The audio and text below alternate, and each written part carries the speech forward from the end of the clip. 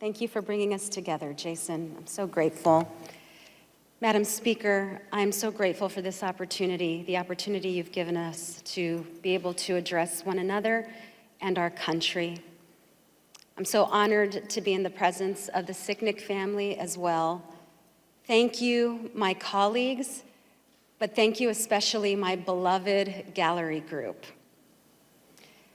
1 year ago today, I was trapped in the gallery with about 24 of my Democratic colleagues and members of the press.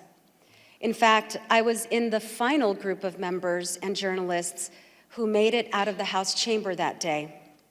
The Capitol had long been breached, and we had already been surrounded for some time by insurrectionists intent on overturning our election and trampling over our democracy.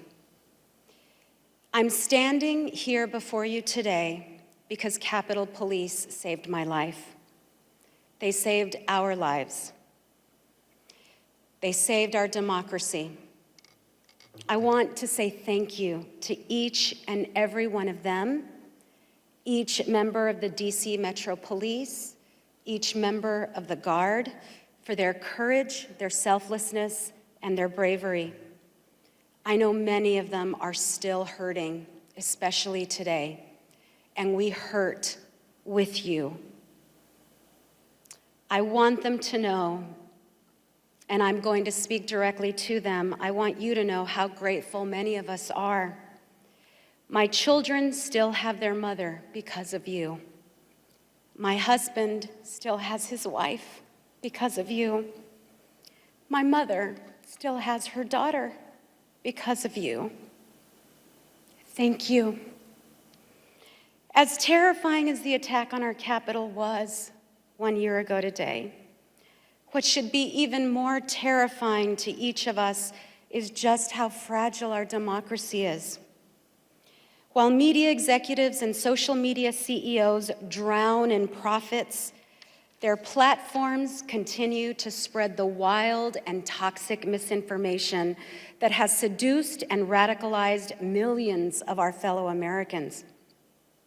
A former president continues his dangerous efforts to take our country down a road that leads to authoritarianism. And too many people in power either look the other way or are only too happy to fan these deadly flames. The country that I grew up in is one where we came together during times of strife and great challenge, where we looked out for each other and we rooted each other on. I grew up in an America where we worked together to strengthen our democracy here and abroad. That is the country I am determined to give to my children and to their children and to their children's children. It's the country I remain committed to. And I plead with my fellow Americans to join us in our effort to preserve our democracy for future generations to enjoy. Let January 6th be a reminder that we still have something precious within our grasp. Let us commit today to keeping, guarding, and revering it every single day of our lives, or we lose it forever. May God bless all of us, and may God bless the United States of America.